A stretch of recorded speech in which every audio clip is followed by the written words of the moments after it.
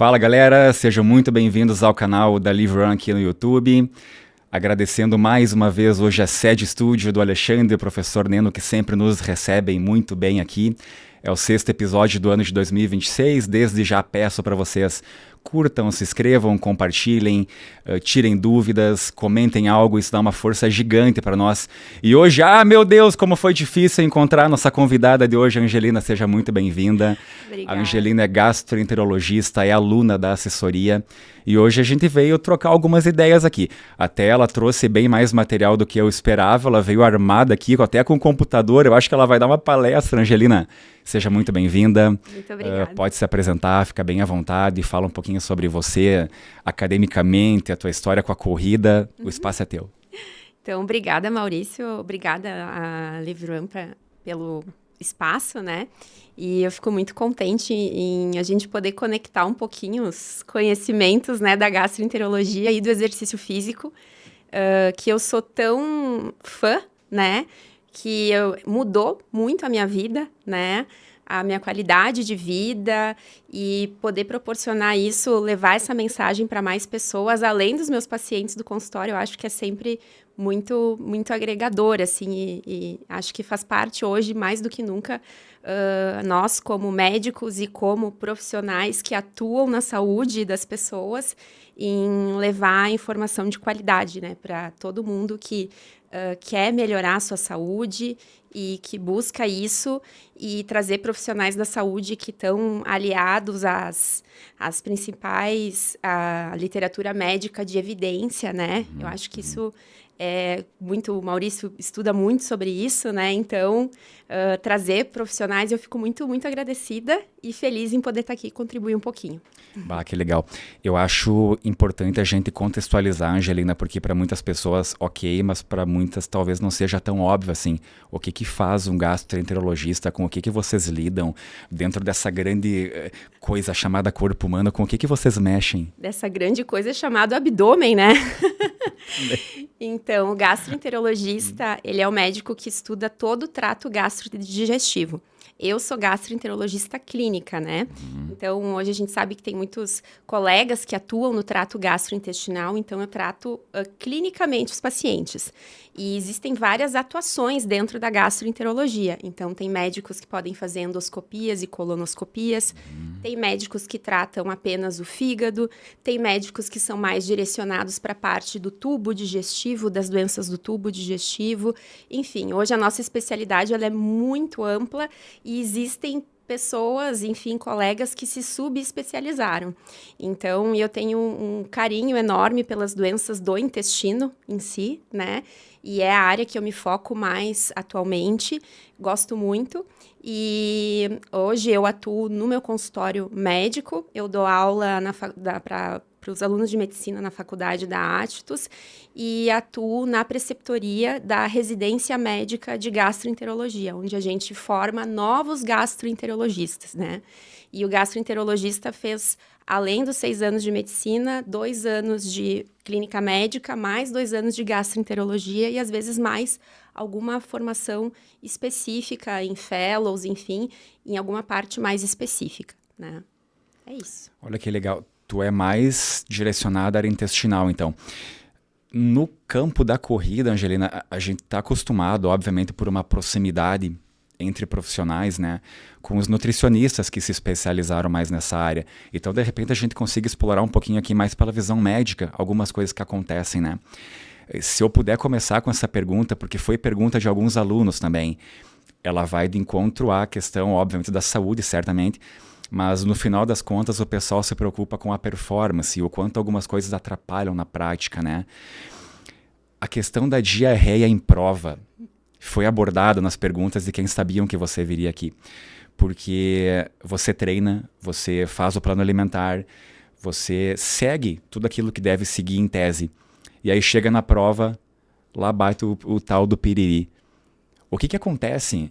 Tem uma questão de ansiedade, é digestivo puramente falando? O que dá para nós explorar nesse aspecto? Então, a diarreia do corredor, né, Ela tem um mecanismo, assim, bastante... Tem vários fatores que influenciam. O mecanismo mais conhecido é o que a gente chama de hipoperfusão do trato gastrointestinal durante a corrida. Quando a gente está submetido a algum esforço maior no nosso organismo, de qualquer... Enfim, que a gente direciona o nosso fluxo sanguíneo para alguma área, no nosso caso, no caso da corrida, o músculo esquelético, né?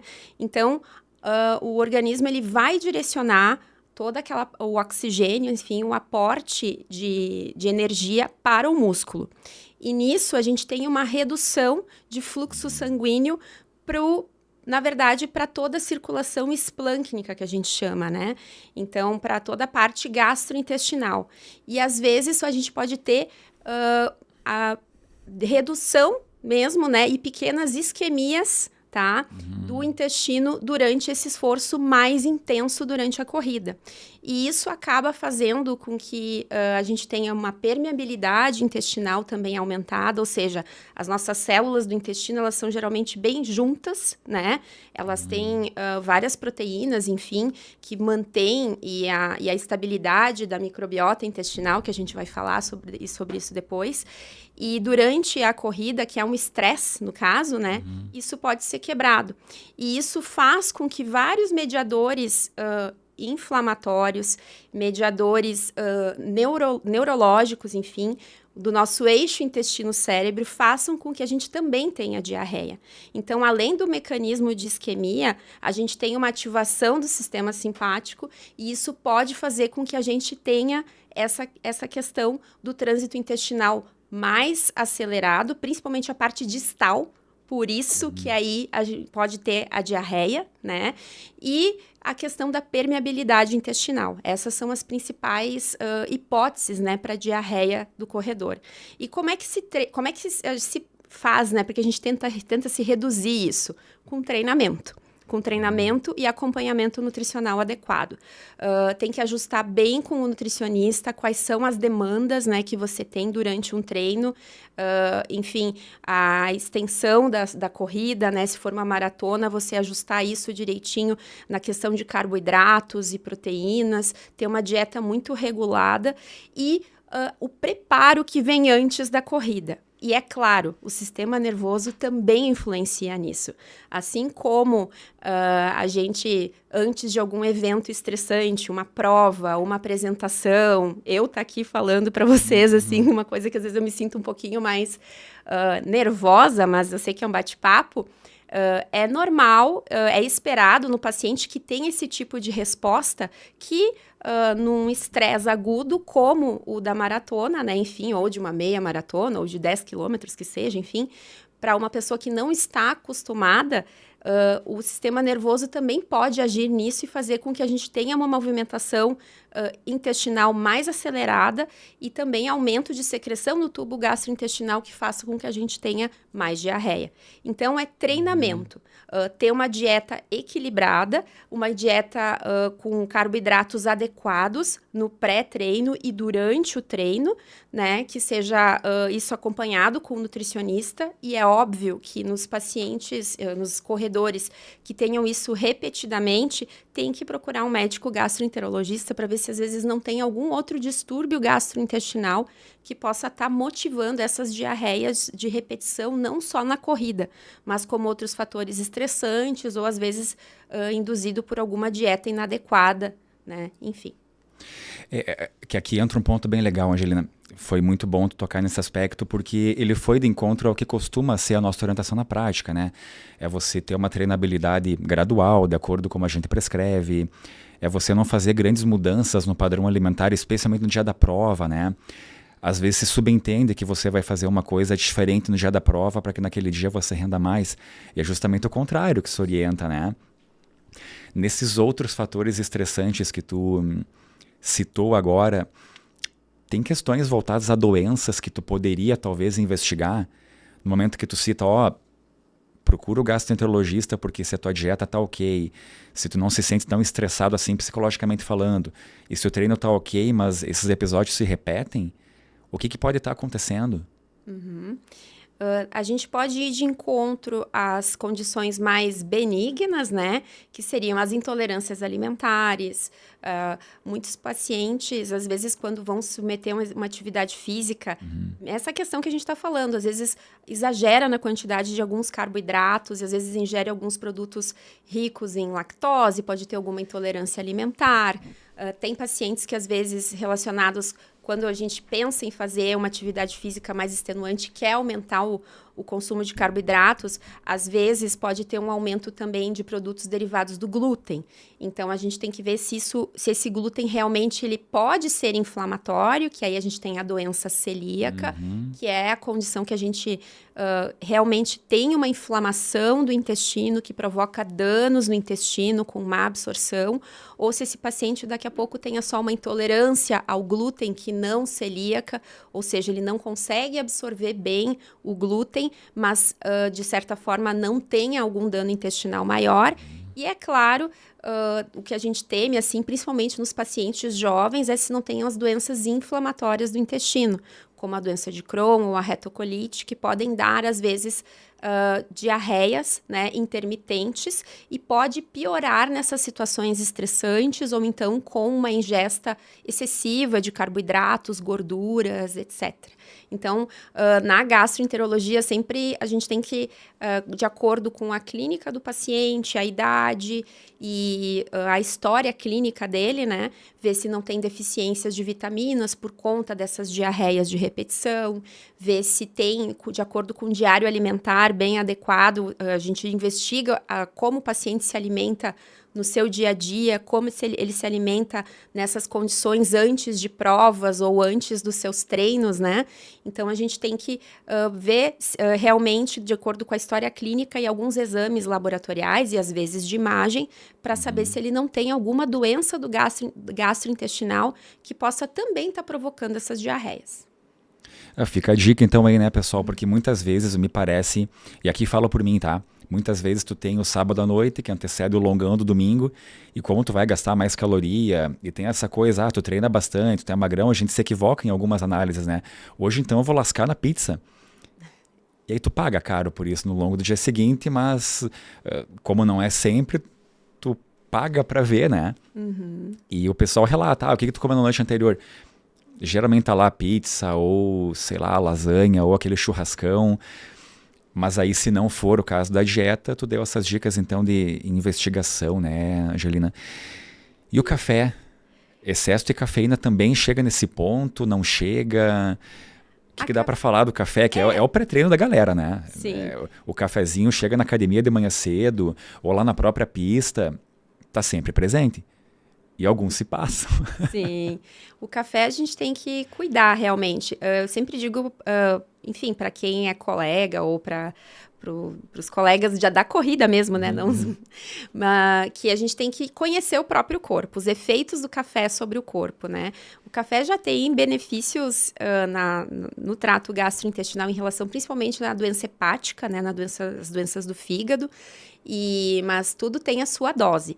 Então, a gente sabe que o café, ele também pode acelerar, né, também essas condições de motilidade. Às vezes, o café, ele pode ser...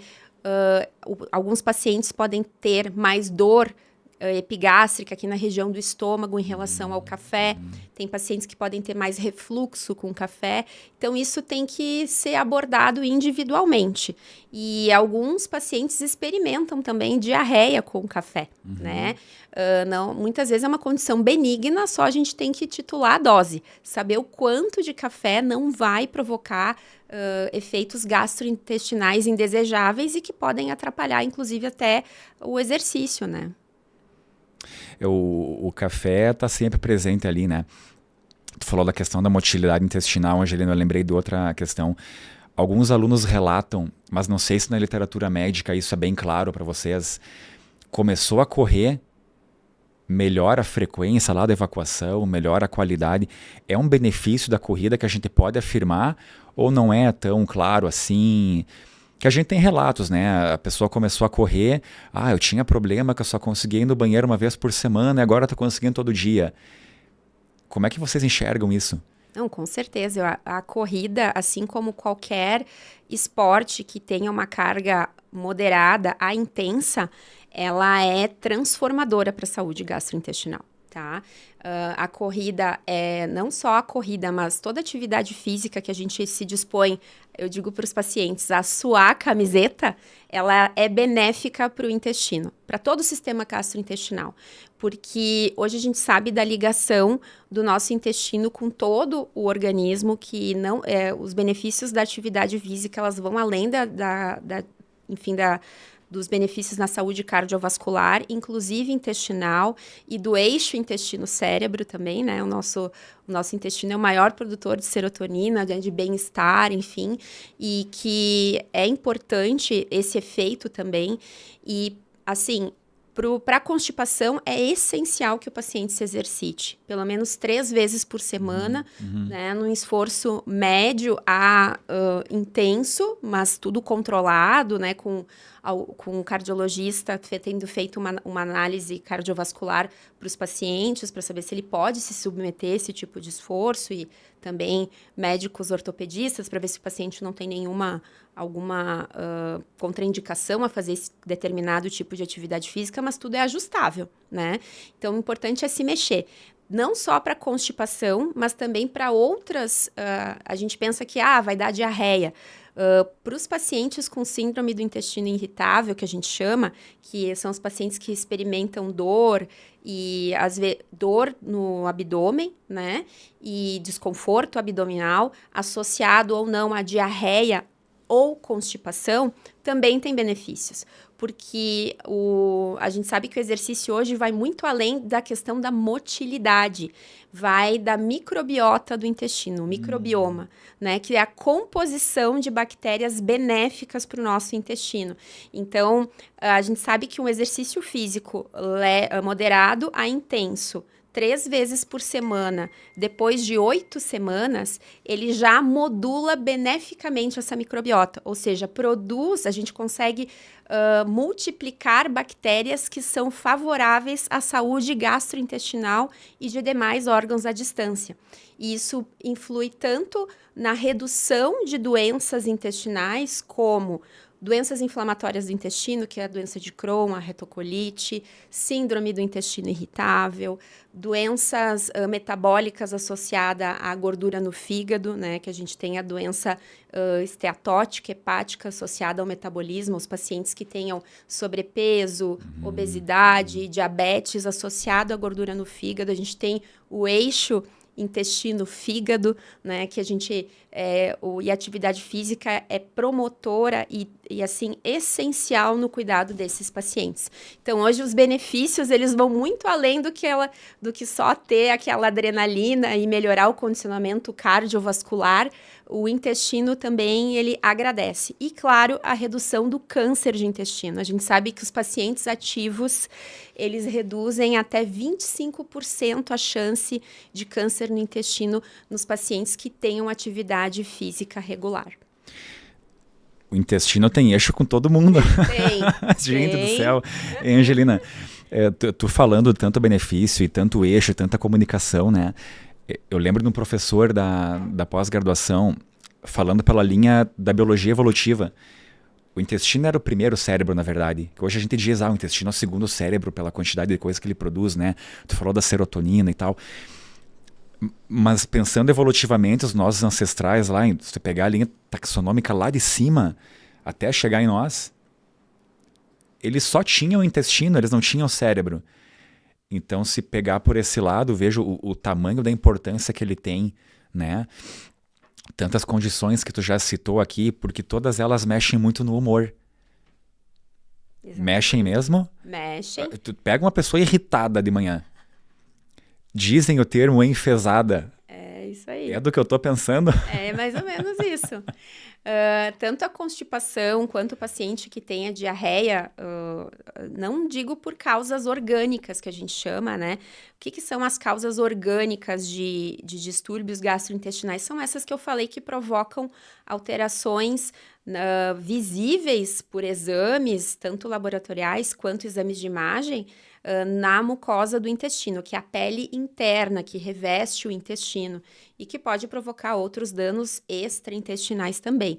Mas, quando a gente não encontra, o paciente tem dor, tem diarreia, pode ter constipação também, ou alternar entre diarreia e constipação, existe a síndrome do intestino irritável, né? E isso está ligado hoje, antigamente a gente falava as doenças funcionais do aparelho digestivo, e esse ano, né, isso se modificou, né, no que a gente chama no ROMA, né, que é um compêndio de doenças gastrointestinais relacionadas ao eixo intestino-cérebro. Então, isso já está firmado, já é documentado e estudado, já que existe sim essa ligação, embora a gente não enxergue ela pelos exames convencionais, essa ligação existe. Então, essa rede neural, e não é só a conexão de axônios, né, que a gente chama, né, que é a conexão elétrica, da condução elétrica e dos estímulos cérebro e intestino, mas também molecular, né? Então, a gente tem sinalizadores moleculares, várias proteínas, citocinas inflamatórias que vão influenciar na dor e também no humor. Então, hoje a gente sabe que vários distúrbios psiquiátricos, inclusive, principalmente a depressão, transtorno bipolar e outros, assim, e a ansiedade menos estudada, mas também está relacionada à composição dessa microbiota do intestino e essa ligação do eixo intestino-cérebro. E como isso pode desequilibrar e aí promover estados de maior ansiedade e também de depressão. E claro, os pacientes constipados, enfim, eles podem sim ter mais essa desregulação também. Então, tudo depende. A gente pode ter associação de doenças do sistema nervoso central e psiquiátricas com condições intestinais ou elas serem completamente isoladas, né? Um paciente com ansiedade pode ter alterações de microbioma e às vezes não ter síndrome do intestino irritável e não ter outra condição gastrointestinal que a provoque por alguma doença gastrointestinal orgânica, que a gente chama, né? Então, a gente já tem a relação estabelecida da alteração eixo intestino-cérebro com doenças gastrointestinais, mas também a gente tem doenças específicas de outros órgãos que nada a ver, como depressão, transtorno bipolar, o próprio transtorno o autismo também, né? Então, a gente já tem bastante ligação com os estudos de microbiota, enfim, e eixo intestino-cérebro, e isso está aumentando cada vez mais. A gente precisa ainda de muitos dados para como conduzir isso no futuro, as melhores terapêuticas dirigidas, ainda precisamos muito, tem muita coisa para evoluir ainda, mas os mecanismos fisiológicos, que a gente chama, já estão bem estabelecidos.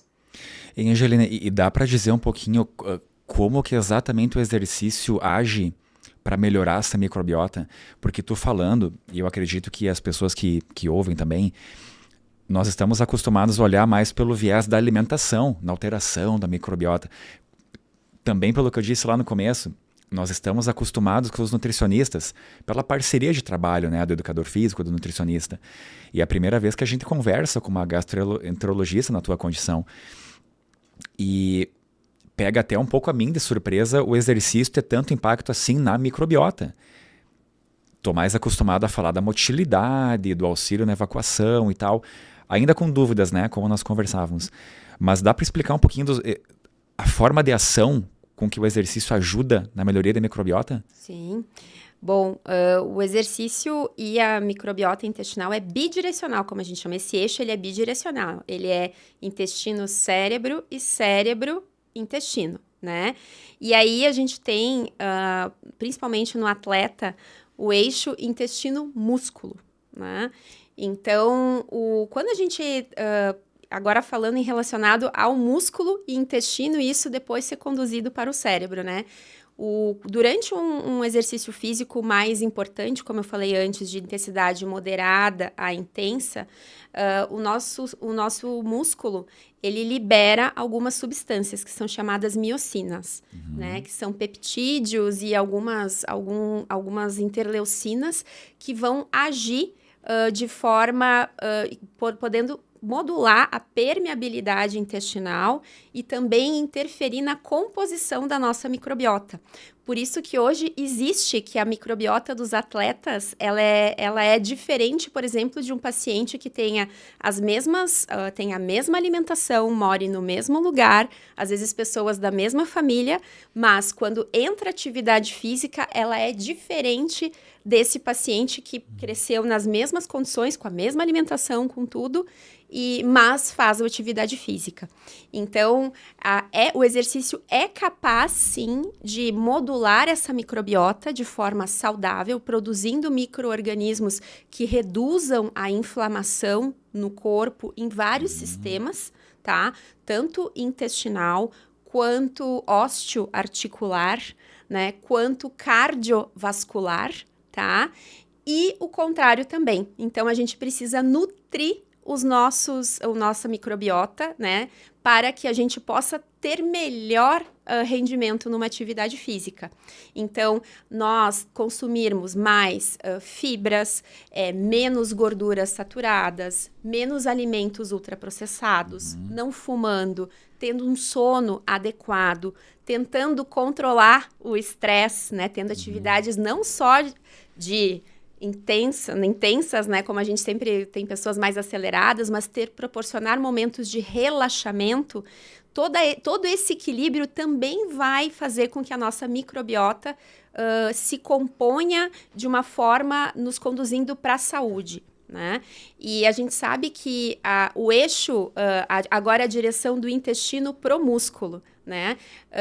Nutrindo com uma boa nutrição, controle do estresse, evitando exposição a agentes agressores, nós conseguimos produzir essas bactérias que promovem também que a gente elas consigam se nutrir com peptídeos adequados, né? E a gente tem a multiplicação, é um eixo bidirecional. Então, a gente o paciente que faça atividade física, que faz atividade física regular, ele consegue modular sua microbiota para um padrão mais saudável, né? E também o paciente enfim, a pessoa que responde, que nutra sua microbiota bem, ela pode também ficar mais preparada e ter um rendimento melhor no exercício físico. E aqui dá para correlacionar o açúcar, porque antes, por exemplo, eu usei o exemplo da pizza, que foi o que eu lembrei na hora, excesso de gordura, né, e tal, mas muitas vezes o corredor, o atleta, que não é profissional, e como eu sempre brinco na prática, né, o amador não é amador à toa. O amador é amador porque ele se comporta como amador. Então esse cara às vezes treina muito, ele tem o lifestyle do atleta, mas não tem resultados de um. E também não vive tão regrado assim. Então chega no final de semana, ele faz de tudo e mais um pouco porque ele gasta muito. Então ele entende que ele pode. Onde é que entra o açúcar aí, Angelina? Dos doces, vamos pensar mais nos processados, né? Que é o que o pessoal gosta mais. Mas tu falou de um eixo intestino-músculo, que para mim é novidade. Eu tô com dor de cabeça aqui de tanto que eu tô aprendendo hoje contigo. Mas o açúcar atrapalha essa comunicação quando em excesso? Na verdade é o tipo de açúcar, né? Então, quanto mais processamento industrial tem nos açúcares, isso é pior. Por quê? Então, por isso que muitas pessoas sofrem com isso quando vão consumir as suas pizzas ou, enfim, sobremesas mirabolantes na véspera da corrida, né? Ou na véspera de um evento esportivo com mais intensidade, que eles chamam endurance, é isso? Também. Então, assim, que nos artigos científicos sempre falam muito endurance, né? Sim. Então, quando a gente submete a uma carga de gasto energético maior, o que tem que estar disponível, né? O nosso intestino, ele tem que absorver moléculas mais simples, né? Com rapidez. Então, a digestão desses açúcares com múltiplos preparos, enfim, açúcares mais processados e proteínas também mais processadas. Então, tudo que for mais ultraprocessado vai ser pior. Por quê? Tanto para a microbiota, né, quanto para o aproveitamento energético durante o pré e durante o exercício. Então, por isso que é importante que o açúcar que seja consumido seja de boa qualidade, né? E de fácil absorção intestinal, para que a gente tenha a produção, de ácidos graxos de cadeia curta, para que a gente tenha para que o músculo tenha um rendimento maior durante o exercício. Então, por isso que a nutrição, a gente sempre fala assim, esses dias eu ouvi uma aula do Bernardinho que eu achei fantástico, né? Que ele estava falando de como o esporte vai para o empreendedorismo, mas isso também, e como essa questão saúde e prova, né, vai na mesma. A gente tem que... O importante é o preparo, né? É aquilo que você fez antes, como você se conhece antes. Então, o que eu comi durante os meus treinos que eu me senti bem e consegui render bem, né? Junto com acompanhamento nutricional adequado e tudo. Então, não adianta extrapolar na véspera, porque às vezes a gente pode estar comendo coisas erradas que a gente não vai absorver bem, e aí o nosso músculo não vai conseguir aproveitar no momento durante o exercício, né? Então, por isso que uma dieta bem conduzida com um nutricionista é importante para que a gente saiba o que consumir para que o nosso músculo aproveite esses metabólitos de forma mais adequada, né? Sabe que quando o Rafa esteve aqui em março, a hora que a gente falou sobre otimização metabólica, o assunto foi muito por esse lado do detalhe das coisas, né? O que separa o atleta do corredor amador, recreacional, são justamente essas questões do detalhe. E muitas vezes, Angelina, a gente é um pouquinho criticado na prática por ser um pouco mais técnico, um pouco mais detalhista no ato de dar informação. Se tu parar para pensar comigo, no final das contas, todo mundo já ouviu falar e já sabe da importância da alimentação bem regrada, quanto menos você errar melhor, do sono de altíssima qualidade, né? De tudo aquilo que você faz para dormir com qualidade.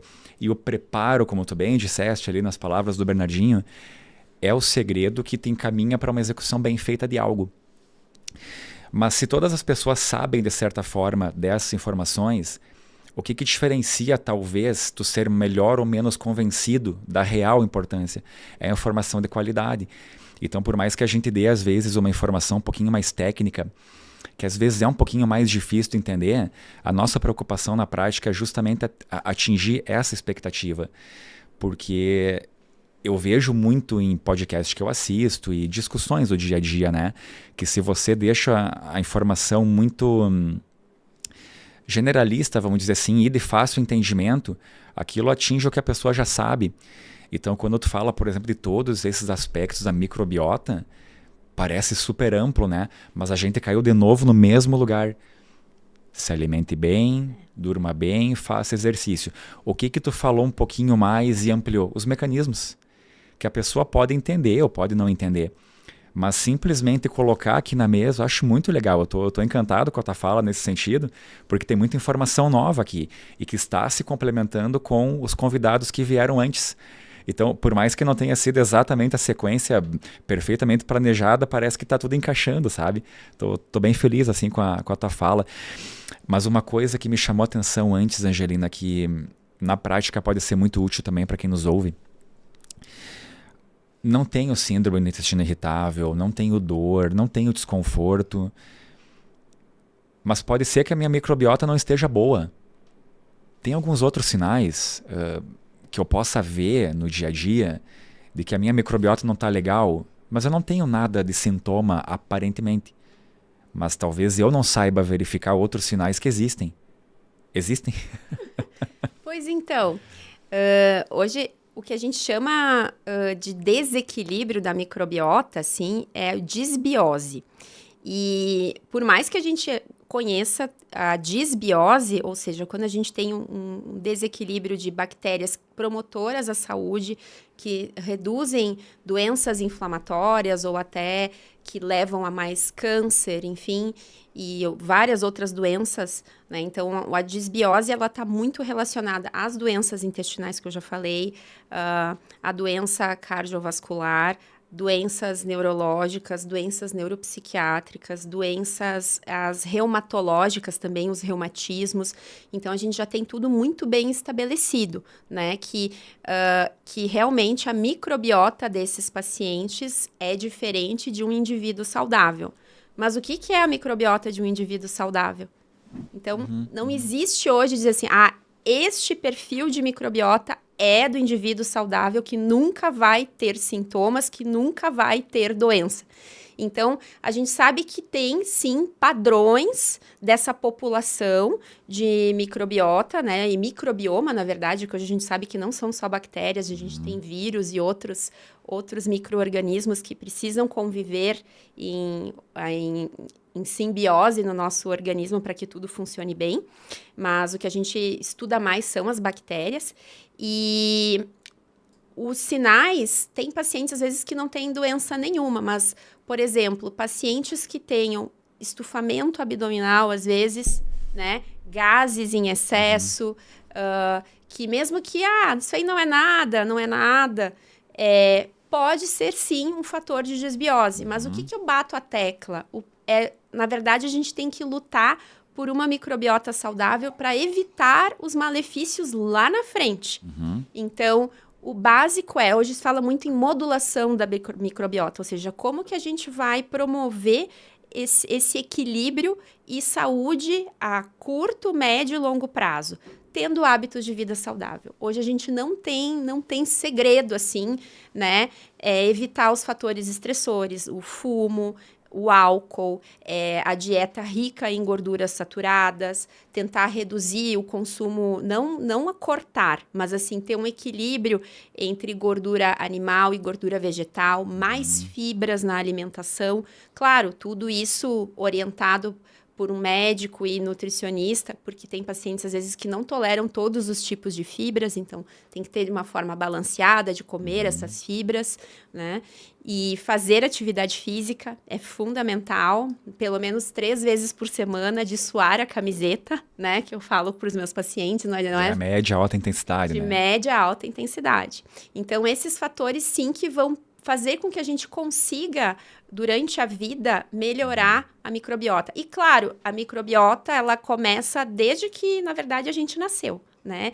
Então, o aleitamento materno, sempre que possível, ser realizado, tentar, sempre que possível, né, não evitar o uso de múltiplos antibióticos na infância, mas, claro, quando for necessário tem que ser feito. Mas a gente sabe que o uso de múltiplos antibióticos está associado à disbiose, então a gente faz um desequilíbrio dessa microbiota intestinal. Mas isso pode... E o consumo adequado, então, de fibras e ter uma alimentação bem regulada. E isso é para a vida toda, né? E, claro, eu cultivar esses hábitos desde cedo. Então, eu sempre falo para os pacientes, olha, se você está ganhando com isso, a tua família inteira vai ganhar. Teu filho vai aprender a comer melhor, a fazer atividade física, tu vai estar promovendo saúde para toda a família. Eu sempre falo que a dieta começa no supermercado, né? A gente tem que ir com a cabeça pensando o que eu vou levar para minha casa que vai fazer bem para mim e para minha família. E não né? dá para ir no mercado com muita fome. Exatamente, né? Então, pensar naquilo sempre com atitude saudável. E, claro, não deixar que, por exemplo, assim, que nem a gente falou da pizza, da lasanha, né? Enfim, e algum drink de vez em quando, nós somos humanos, né? Então, ter um equilíbrio disso, Sim. né? Fazer com que isso não seja a rotina, né? Que a gente não extrapole para que a gente tenha melhores resultados em tudo, tanto na saúde e para quem for atleta, enfim, no seu desempenho físico durante as suas corridas, enfim, as suas competições.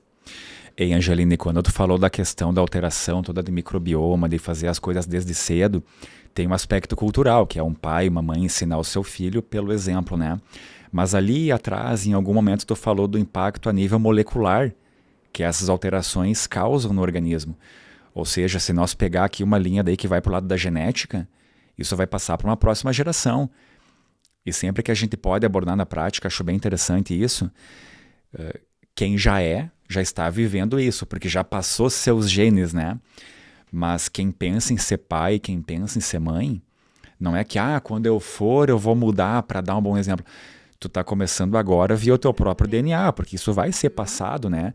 Nós temos um código genético, ele não se altera, mas nós sabemos que existe uma grande área que é a epigenética, que essa capta todas essas informações que são químicas por todos os lados do corpo, a cada célula, né? E o DNA incorpora isso. Então é muito legal tu trazer essa informação também, porque isso vai ser passado para a próxima geração, né? Eu queria te perguntar com relação à qualidade fecal. Essa questão da disbiose, por exemplo, se apresenta diferente, uma coisa que tu possa olhar e dizer, não tá legal. Claro. Mas isso bate pronto? Tu pode tirar conclusões ou tu sempre fica na dúvida? Mas assim... Tipo, como é que é a disbiose no ato? Larguei agora. Então, o que a gente considera o hábito intestinal, né? As evacuações, entre aspas, normais de um indivíduo que possa estar se encaminhando o que é normal e o que pode estar relacionado à doença, né? O ideal é que o paciente tenha fezes fáceis de fazer, fezes macias, né? Que a gente tem aquele formato em salsicha, tá? E que ele evacue pelo menos 3 vezes por semana e, no máximo, 3 vezes por dia. Então, esse que é a questão entre diarreia, né, e constipação. Então, o paciente que tenha sempre fezes ressecadas, com marcas, ou aquelas fezes em bolinhas, né, esse é um paciente que está constipado. Ele tem que melhorar, enfim, a ingesta de água, de fibras, da atividade física, porque o básico para melhorar a constipação é fibras de boa qualidade, óbvio, e conforme a tolerância do paciente, água, pelo menos 35 ml por quilo de peso, né? E atividade física, pelo menos 3 vezes por semana, de suar a camiseta, né? Então, esse é o básico para o paciente que tem constipação, claro, aliado a outros bons hábitos de vida. E para o paciente, né, com diarreia, aquele paciente que tem fezes mais pastosas, amolecidas, às vezes despedaçadas, pode ter sobra de alimento nas fezes. Claro, às vezes alguns alimentos que tenham muita casca assim por fora, tipo milho, alguma coisa assim, pode aparecer na sua normalidade. Mas quando isso se torna muito frequente, né, que você enxerga alimentos que deveriam estar digeridos e passam direto, isso pode nos indicar doenças, né, de má absorção. Então, fezes muito amolecidas, líquidas, que tenha que correr para ir no banheiro, né? Ou que principalmente desperta à noite, não é normal ter que despertar para evacuar à noite, isso já nos condicionam doenças, né, que estão diminuindo, na verdade, que a gente não está absorvendo nada, né? Que a gente pode ter doenças inflamatórias ou de má absorção no intestino. Então, isso tem que procurar o médico especialista. Então, sim, tá? E para a questão de disbiose, para a gente estudar qual que é o perfil dessas bactérias, hoje tem estudos, né, que estudam o microbioma, né? Existem testes que fazem uma leitura, que é uma fotografia, vê a população com estudos baseados em RNA, né? Que eles titulam as principais, na verdade, os principais filos de bactérias que compõem a microbiota daquele paciente. E hoje, muito modernamente, a gente também tem os estudos que podem verificar também os metabólitos produzidos por essas bactérias. Eu sempre digo que o estudo de microbiota, os convencionais, que muitos pacientes às vezes levam para o consultório também, para dizer, tá aqui, enfim, eles são uma fotografia. mas eles não dizem se essas bactérias estão vivas ou se foram bactérias mortas, né? Para a gente saber o filme, o que está acontecendo no nosso intestino, existem hoje testes mais elaborados, mais caros e não tão disponíveis, que fornecem informações maiores sobre como essa população bacteriana está se comportando no intestino.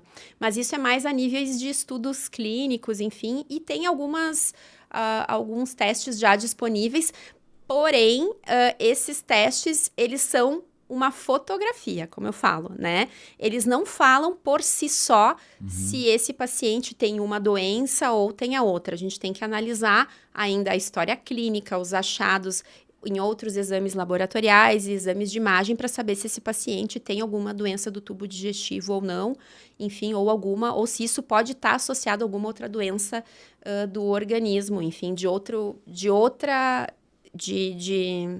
sistema orgânico, né? Resumindo, tem aquilo que você faz e tem a forma como o corpo responde. No Isso meio do aí. caminho tem a investigação, né? Mas só para então recapitular. Mínimo 3 vezes por semana, questão da evacuação, máximo 3 vezes por dia. Isso. De um lado a constipação, E do outro lado a diarreia. Angelina, para nós ir dando encaminhamento aqui agora, como é que está a questão do câncer intestinal?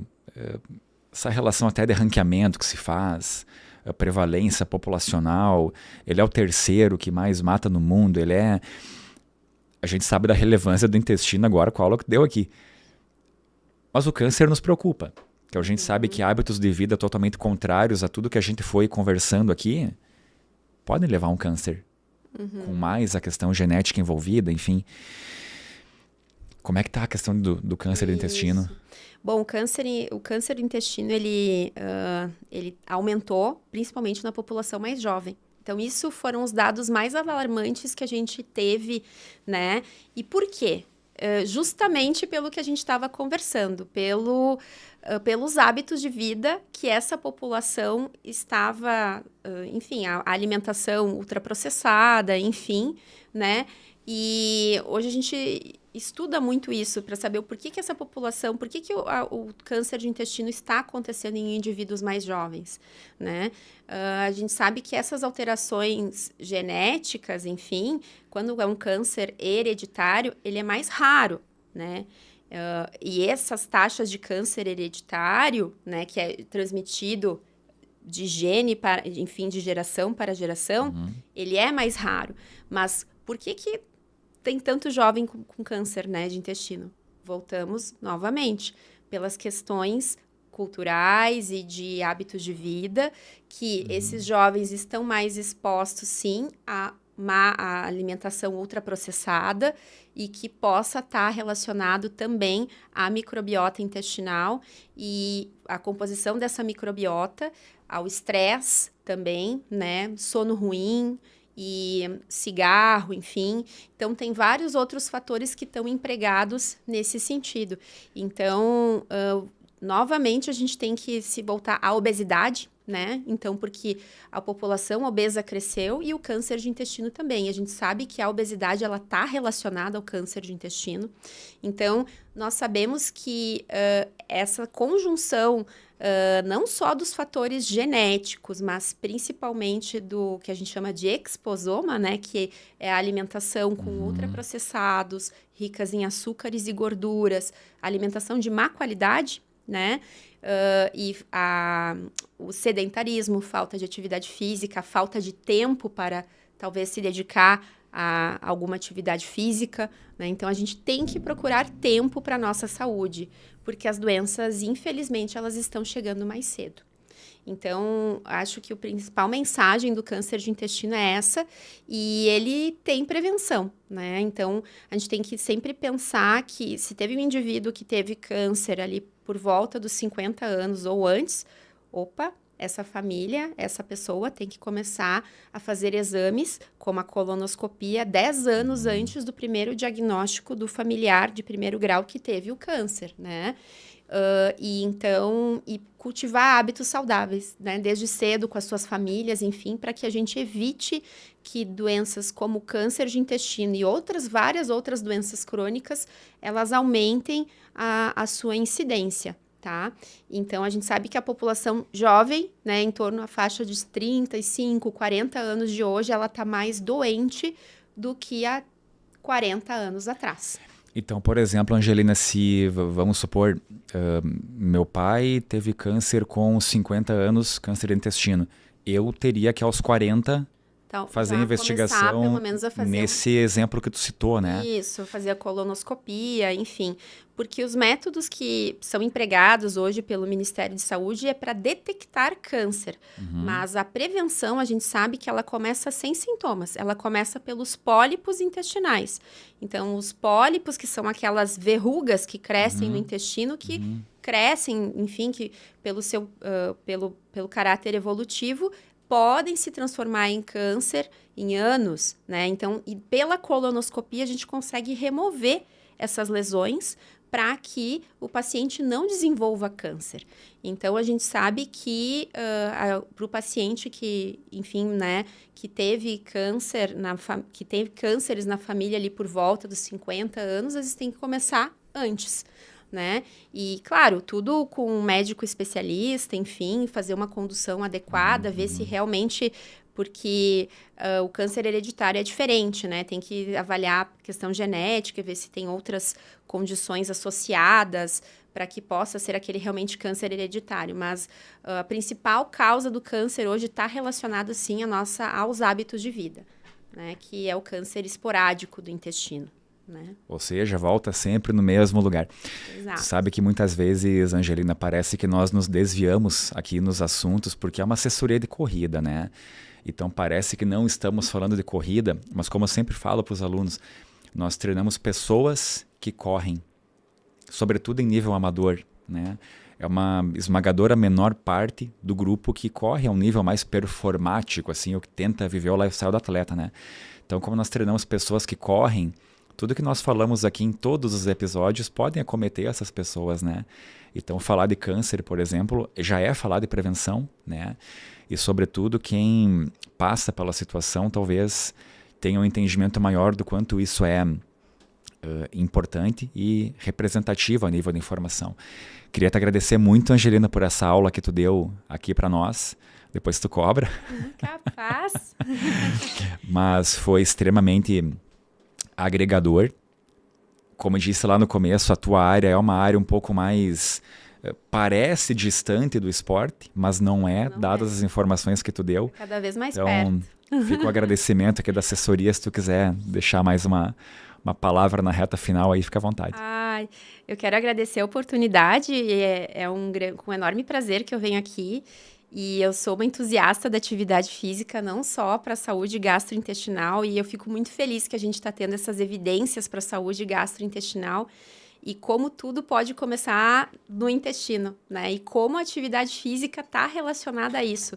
Não é só motilidade, é microbiota, na verdade, a congruência de vários fatores e vários hábitos saudáveis junto com a atividade física que a gente consegue promover saúde, né?